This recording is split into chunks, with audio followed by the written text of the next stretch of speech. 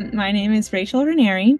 I did my undergrad and graduate degree at NC State University, and that is the chapter that I actually co-founded with, yes, with a very good friend of mine named Morgan. Um, Food Recovery Network is what gave us our friendship. We had some struggles and challenges along the way, but it blossomed a wonderful lifelong friendship for us. You were the co-founder of your chapter.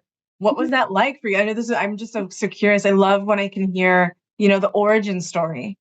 Yes, it was amazing. Actually, it kind of, as most things in life, materialized exactly as it needed to. I was a resident advisor in undergrad, and so I worked in the dorm hall, and we had a snowfall, and in North Carolina, everything shuts down. We're just not ready for that. So when the dining hall workers can't come in, they volunteer RAs to go do that work. And so I got this firsthand view of all the food that got wasted. And we compost. NC State is really big on being conscientious of our impact on people and planet. So I love that already about the university. So they composted the waste, but as we know, there are better things that can be done with it. And I had volunteered and worked with some of our local shelters, so I knew there were people that needed it in the area, and there were already things existing to help with that.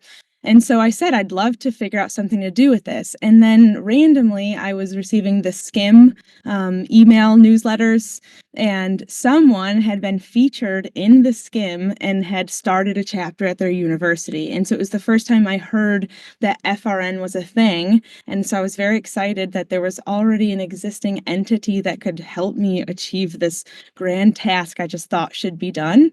And I got in contact with some of the people at the time who were working with FRN, and they also told me someone else had reached out to them, and that's how I got connected with Morgan. And we from there began building this and meeting with the dining hall and getting it running. That is such a beautiful story, Rachel. Oh my gosh. I love Yeah. that so much. And I talk a lot about the how students they self-identify as I really want to do something about this. And then they go about trying to find the resources and they come across Food Recovery Network. And then a lot of times too, just like you said, more than one person around the same time will be trying to solve the same problem, and then we get to connect people. That is so awesome. And I love that you've mentioned a couple times now that this is a lifelong friendship with you and Morgan. That's beautiful. Mhm. Yeah. Yep, and it was a big learning thing for she and I. We actually had a moment of friction within our leadership where she brought something to my attention that I wasn't dedicating as much time and energy as I should have. I had spread myself too thin, and it was difficult to take in, but it really taught me that friction is the path to growth. It's the same thing within a compost pile, right? It takes all of the microbes rubbing together to break down and become something new, to foster that new growth. And that was really a turning point for us where we were able to embrace that vulnerability and growth together and really transitioned it into a deeper friendship. Amazing. Just I talk about things like that all the time. That I think for me, a word that gets overused a lot is the word dynamic, Mhm. but I will apply it to relationships. They are Mhm. truly dynamic. They go in all kinds of different directions. There's no cap to them. You think you might be in a spot within a friendship, any kind of relationship, and then something like that happens. You're like, there's all this extra space here that I just didn't even know existed for us. Yes, that's a perfect way to describe it. It Mm, opened so much space for us to mm. connect and move in. Yeah. Oh, I love that. Mm. Well, and we'll get to in just a minute. We'll get to I'd love to hear. That's a really awesome example of friction, an issue within developing your chapter. And I want to talk a little bit more about that in just a moment. But really quickly, would just love to know where are you now in the world, and what are you up to? So life has come full circle as it usually does, and I am now employed working at NC State University. I did my degrees in textile engineering, and I'm currently in an R&D project management role, which I'm very excited about. NC State is a partner in an NSF engine. So last year, National Science Foundation launched this regional impact engine program where they're funding different engines throughout the country. The idea is to revitalize industries and help foster a boom in regions that probably didn't benefit from the recent tech booms that we've had. So we are the textile engine. We partner with different institutions. The Industrial Commons is the lead of our engine, and we are meant to revitalize the textile industry in North Carolina and surrounding and make us a hub for innovation and sustainability. So I really love what the core of the work is about, and I help with the R&D side of things. That is really amazing. Now, are you then part of what they call the research triangle in Yes, North Carolina? Okay, excellent. yeah, Okay. that's exactly it. Wow. And when you say textiles, do you mean like clothing, like textiles? Yeah, so that's what's fun about textiles is like, I mean, this behind me, this is a Oh, textile, true. right? Like an air Yes, filtration true. system is a textile. Your Mm, makeup pads are textiles. Your yes. clothing, specialty gear and suits. It's the interior of your car, carpets. They're everywhere and touch every part of our life. And it's an industry that historically has not been very friendly to people and planet. And we're seeing a large shift in that in today's world, which is very nice to be part of. I love that. I do really feel that full circle that that you talked about. Yes. And That the is fun thing I'll wonderful. say too is Mhm. Food Recovery Network was my introduction to the idea of sustainability. It was not something I had really known about before. I was drawn in because I just thought the food could be given to a good cause and people needed it. And then I started learning about that aspect of reducing waste in landfill and emissions. And that really twisted my world upside down. And I started applying that within my textiles degrees, and so it opened a whole new frontier for me. So it had a huge impact on the course of my career. That is so cool. I love that so much.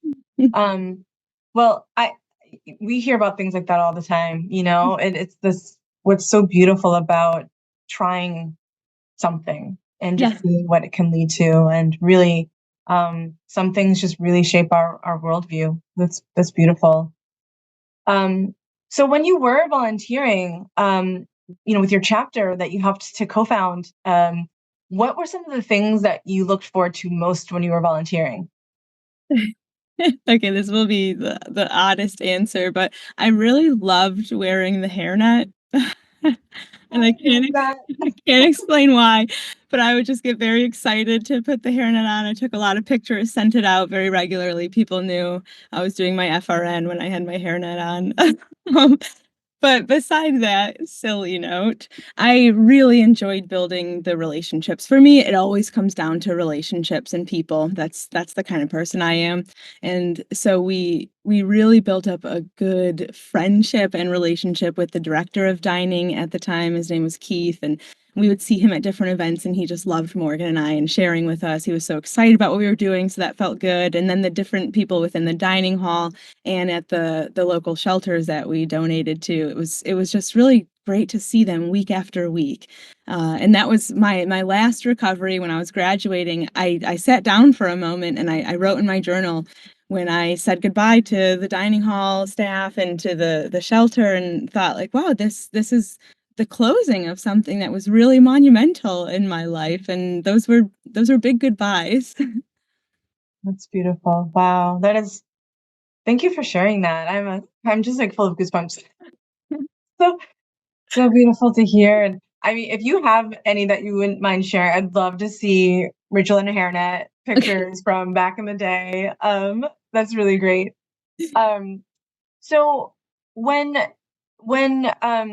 we talked earlier about some of the challenges. Now there's a few challenges that our chapters face, but I mean, you helped to start your chapter with Morgan. So, there's all the challenges of starting something where something did not exist before, challenges there, and then challenges of actually, operating the Food Recovery Network chapter. Yeah. So, wherever you would like to take it, Rachel, I'd love to hear about any barriers or challenges that you faced while you were supporting your Food Recovery Network chapter, and how did you overcome those barriers? Yeah, the first thing that comes to mind, which was actually one of the lessons that I've taken from Food Recovery Network and carried on in my life, was when we were getting started and looking for volunteers to help. Of course, we did the first multiple recoveries and then realized to make this a sustainable effort and scale, we need people. So we set a date for our interest meeting and put out some signs in a sea of 30,000 students where there were already so many other things going on. So we got all of 0 people at our first interest meeting, and it occurred to me that we were casting a small net in a very wide sea. And so I had this idea, and this is what really taught me about I guess, focusing on what you're trying to do and narrowing down and targeting what you're going for. So I found the sustainability based organizations on campus and then the ones that required volunteering. And I reached out to them. And instead of trying to bring people to my meeting, I went to them. And so we started saying, can we come to one of your next meetings? And we did the presentation about Food Recovery Network, about what we were doing, the volunteering that was available, and then also going ahead and doing the food safety training. So that barrier was overcome instantly and said, you are now all able to be volunteers if you would like to.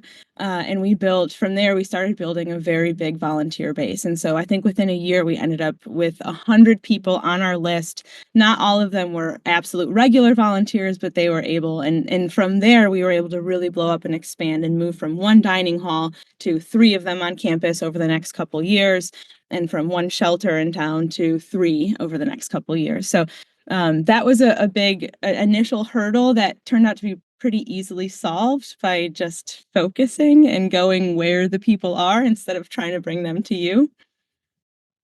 That is so cool. I love that. And I actually just was on a panel conversation earlier today, and I was talking about just the how creative the students are, and just and the cross collaboration across, you know, FRN chapters and other groups on college campuses, and seeing that cross pollination. So Yes, smart of you to do that. And I love, cross-pollinate, that's perfect. yes, Yeah.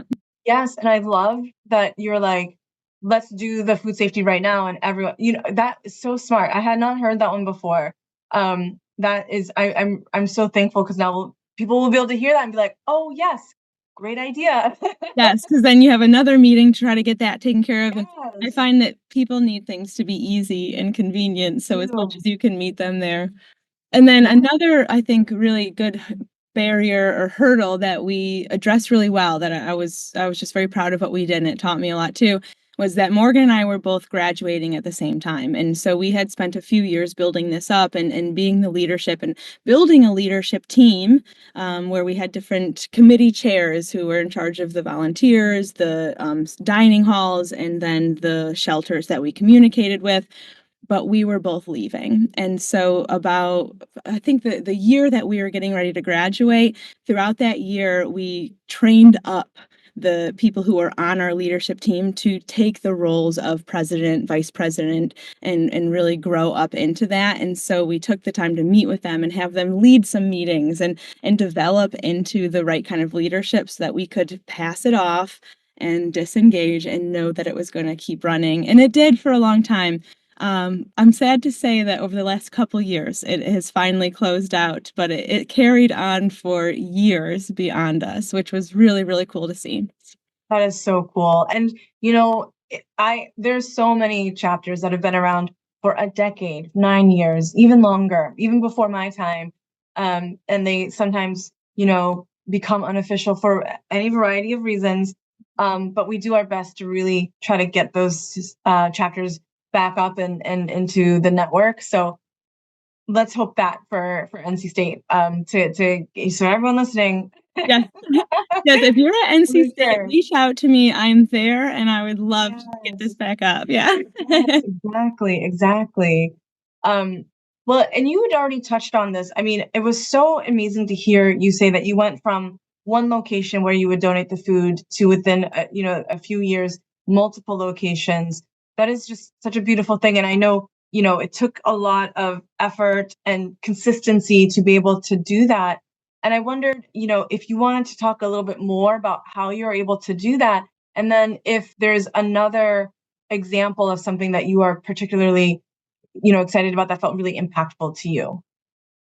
Yeah, I so for us to build up what we did, so this was a while ago for me, so this is fun to reflect and remember it.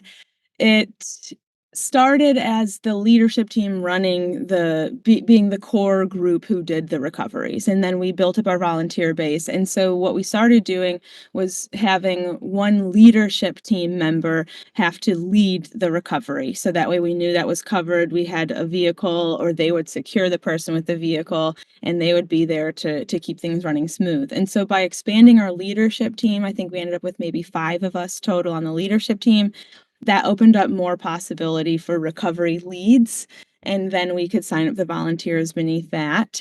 We also just had a really good relationship with our dining entity, where, like I said, we're very lucky the way NC State just prioritizes people and planet, and we're happy to jump on this opportunity. So it was easy enough to start in one dining hall, show that it was working, that we were able to come in, pick the day that made sense when they had the most leftovers, communicate with the staff on the time when we could do the crossover, and take the recovery from there. So it was, I think, a matter of just scaling, showing that it worked, figuring out how we could organize it to keep it smooth, and then penetrate into other areas. And by having a leadership member who was in charge, like I said, we had subcommittee or committees, so we had someone who was in charge of the dining hall side of things, someone in charge of the volunteer side of things, and someone in charge of the shelter, or food bank side of things, so that we could keep everything running smooth. And in our leadership meetings, just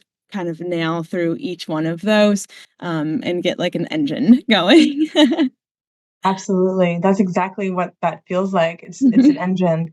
And this is another thing that kind of strikes me that I just wanted to mention, and here would love to hear how this lands with you. But the relationship that you had with your dining, the people who took their time to make all this precious food, and your abilities to interact with the dining staff and show them that, even if there happens to be surplus food, that food that they took all of that time and energy, expertise to make still has value and could really help the community.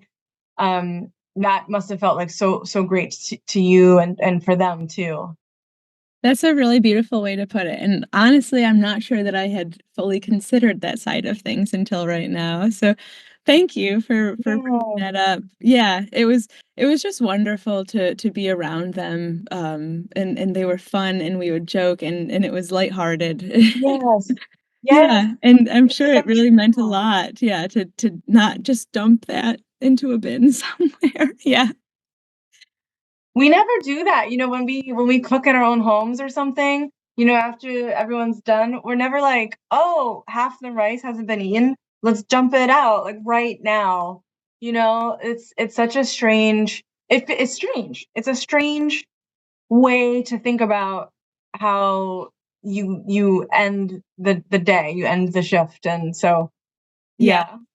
And it makes so much sense, the people that I would tell about it and still tell about it, of course, is I'm like, we have this huge issue of food waste and this huge issue of hunger, like you just need the people to bridge that gap, as things stand right now. And you explain there's leftover untouched food from the dining hall. Like, why wouldn't that go into the mouth of a hungry person?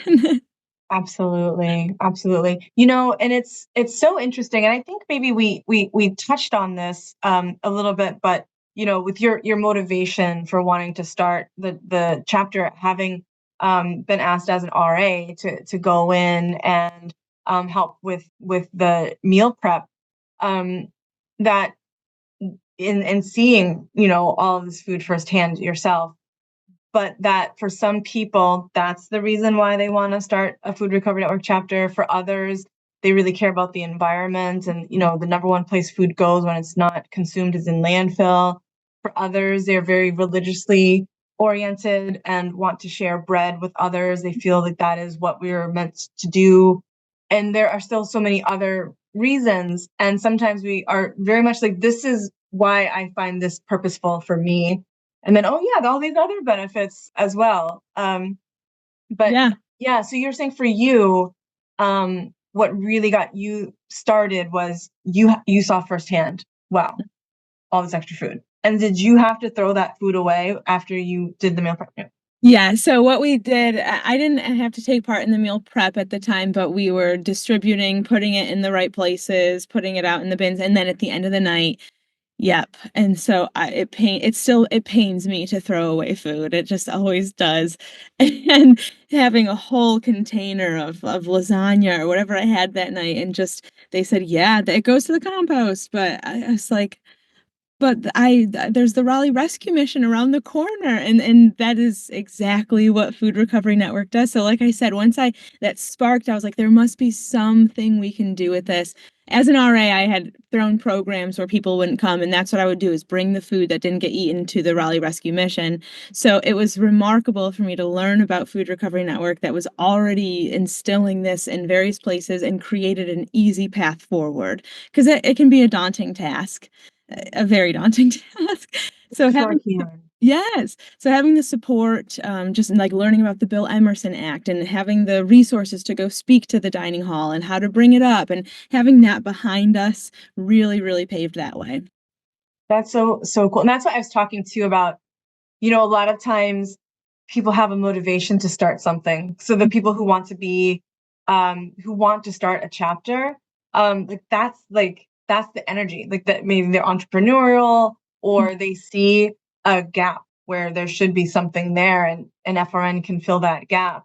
And for some people, that's the thing, and the running of the chapter for them might feel completely different. Now, you and Morgan did both. And I think that is, there's of the thousands of students that, are part of Food Recovery Network, in this moment, and then the thousands still that are alums, not everyone does both of those things. And so I just really want to commend you for seeing it and saying, I'm going to take action.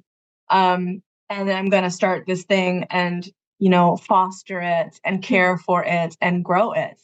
Yes, but we always talk, it was very much our baby. This was something that we brought to the university and built up and then left running.